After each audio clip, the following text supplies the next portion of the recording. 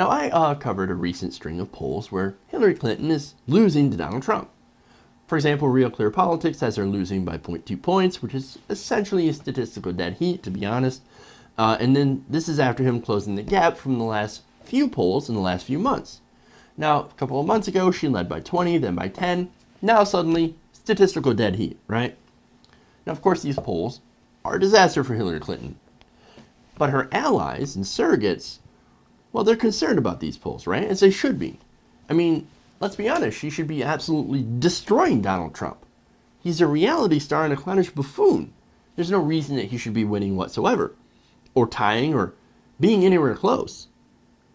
Especially since she spent years courting allies, getting donors, getting influence, but unfortunately the one thing she can't do is influence the people. And here's why. The people are tired of the establishment. Obviously much more so on the right, that they nominated a guy who 58% of Republicans think is completely unqualified. The people are mad. They're angry, and they want a political outsider. Now, personally, I think Trump would be a terrible choice. But a great deal also think that Clinton would be a terrible choice. I mean, she is under investigation by the FBI. She has very, very high negatives. She even surpasses Trump in some polls in how much people dislike her as a candidate. Now, there's, of course, a lot of reasons to not want to vote for Hillary Clinton. Whether it's the fact that she's owned by the establishment, paid for by corporations, has taken money from Goldman Sachs, looks up to Henry Kissinger, and there's a reason why her poll numbers have taken a huge dive. Iceberg. Dead ahead. So, of course, what's Clinton blaming this on? Well, of course, Bernie Sanders. One ally said of Sanders, one Clinton ally said of Sanders, well, I don't think he realizes the damage he's doing at this point. I understand running the campaign until the end. Fine. But at least take the steps to begin bringing everyone together. Well, what does that mean? Shh. Do not criticize Hillary Clinton. You've had your fun, and we'll let you stay in and run out the clock. And look, we've even given you some picks for the Democratic platform. Now, you need to shut up and give your people over to Hillary Clinton. You know what I say to that? Yeah, fuck off. We're not some prize that's guaranteed to Hillary Clinton. If she wants Sanders voters, she's got to go out, she's got to earn them like anyone else. Now this Clinton ally continues, quote, I've said all along that opposing Trump isn't going to be easy. In fact, he's probably one of the toughest opponents we could have. There's a reason he's knocked out every other opponent in the Republican primary. Well, it's because Trump's considered an outsider. And this is an outsider election. Now, whether or not that's true, that's a different story. But the perception is that he is the outsider, that he's not like every other politician. And that, right now, in this election, can take you very far. And has taken Trump incredibly far. Now, remember when Jeb Bush was supposed to be the nominee on the Republican side? Do you remember that? I remember that. I also remember them doing this. They're kicking me out the door. They're kicking me out the door. We don't want your establishment candidate because we're tired of your bullshit. But of course, the Democratic Party, they don't want to admit that. They're essentially telling us to shut up, bow our heads, and accept the establishment candidate and just be quiet. And those of us that don't like that will actually want Sanders to continue running, we're the ones who are supposedly hurting Hillary Clinton. In fact, according to another Clinton ally, Bernie's insistence to let California, New Jersey, and all the other states that are left to actually have a vote and a voice, well, that holds her back from controlling the narrative. Like she hasn't already been controlling the narrative. Like the entire mainstream press has been cheerleading Clinton and bashing Sanders for the entire time. There are some exceptions, of course. Some have beat up on Clinton. Some have definitely beat up on Bernie Sanders. For example, the Washington Post, the Daily Beast, Politico, most of the establishment media has gone after Bernie Sanders with incredibly negative and misleading articles. You can just point to the Washington Post, running 16 anti-Sanders articles within the space of 16 hours, and much more recently, 4 articles against Bernie Sanders within 7 hours. All saying, the trashing his healthcare plan, using a study from the Tax Policy Foundation, or the Tax Policy Center, which is an offshoot of the Peter G. Peterson Foundation, which is the place that wants to cut your Social Security. And they're running with that, publishing articles from that were highly misleading. And then you've got, he's a fringe candidate, he can't win, he's a socialist, to stuff like he only wins with white bros, his plans don't add up, like the Washington Post, to finally, we're tired of you, you need to drop out. I mean, we've rigged the system already. She's been predestined to win, so give it up already. Shut your mouth, bow your head. You're done. You're done. And this is the narrative. And a good example of that is Nevada. Mainstream press continues to claim violence and chair throwing, and that the Bernie bros are out of control. They're out of control. Now, what do they base it on?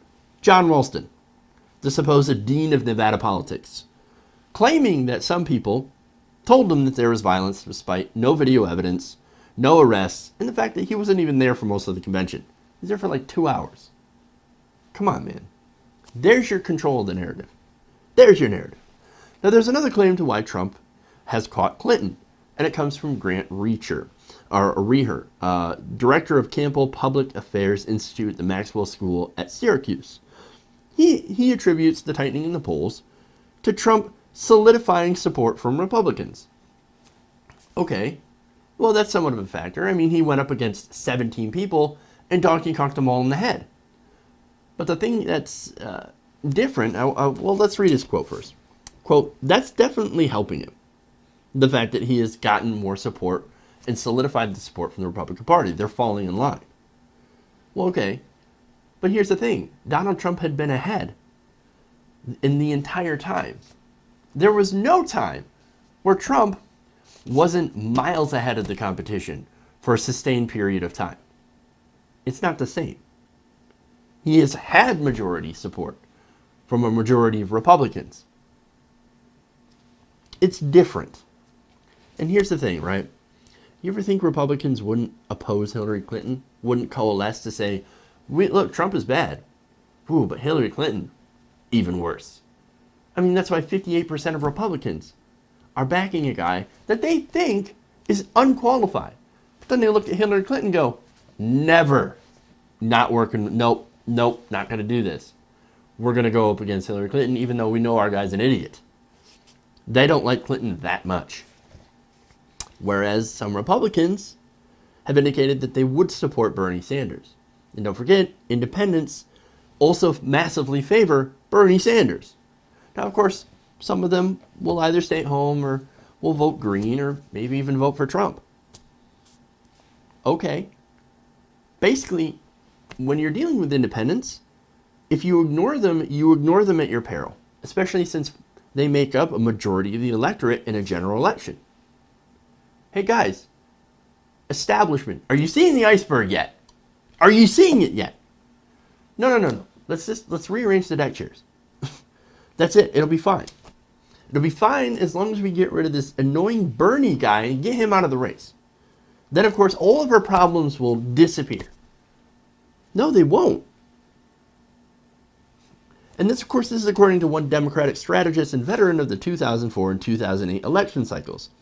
He said that Clinton would see a similar bounce in the polls if Sanders were to exit the race.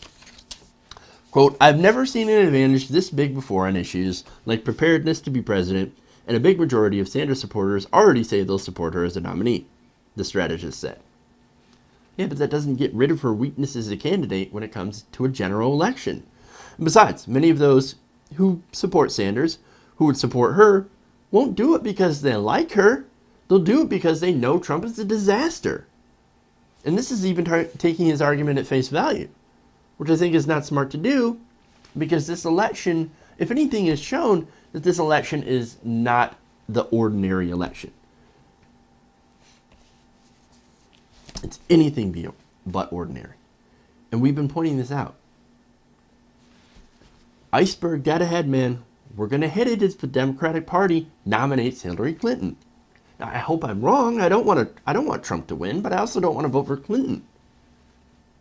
Now, finally, I have another quote from this guy. He says, quote, more importantly, you've never had 70% of voters saying a nominee doesn't have the temperament to be president, referring to polls about Trump. This is unprecedented at this stage. And yet, we've actually been here before. Remember, George W. Bush was an unprecedented moron. The Democratic Party said, hey, that guy, we can beat this guy. He's a bumbling idiot and a buffoon. So we're going to put up Al Gore, one of the most uninteresting, sorry Al, candidates we've ever seen because they overestimated their ability to get out the vote against a dangerous moron. And they didn't learn because in 2004, they put up John Kerry, who was also incredibly uninteresting and a establishment figure. We got 8 years of this moron because of that, man. Look, iceberg got ahead. I've been saying it. Do you see it yet? Because the establishment doesn't. They laugh it off. The Democratic Party laughs it off. But Trump could win, and they ignore that very real possibility. And in so doing, they push us towards the less electable candidate in a general election. You don't think Donald Trump could win? They didn't think Donald Trump could win the primaries. Look at all these respected pundits on television, cable news. Oh, Trump, fringe candidate. He'll never win. He'll never win the Republican primary. He says horrible things. It turns out some people like to hear those horrible things. Also, some people like to hear his stances on trade. Which actually, look, let's be honest. He's right that the TPP and NAFTA were a disaster. Now, will he do anything about it? Of course not. Is he right about Citizens United? Of course.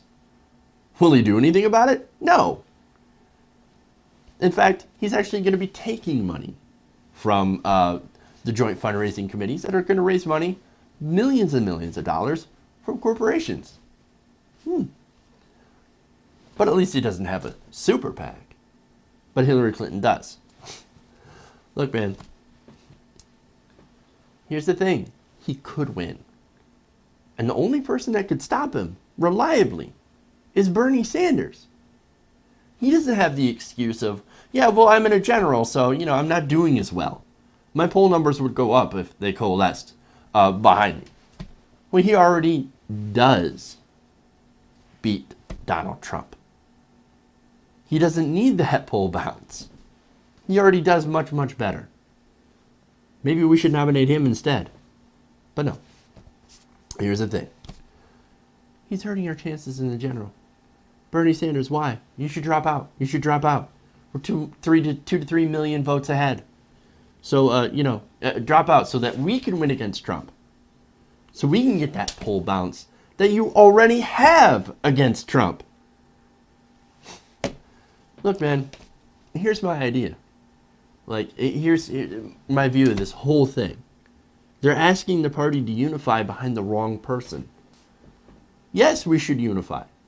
But we should unify behind the more electable general election candidate, and that is undoubtedly Bernie Sanders.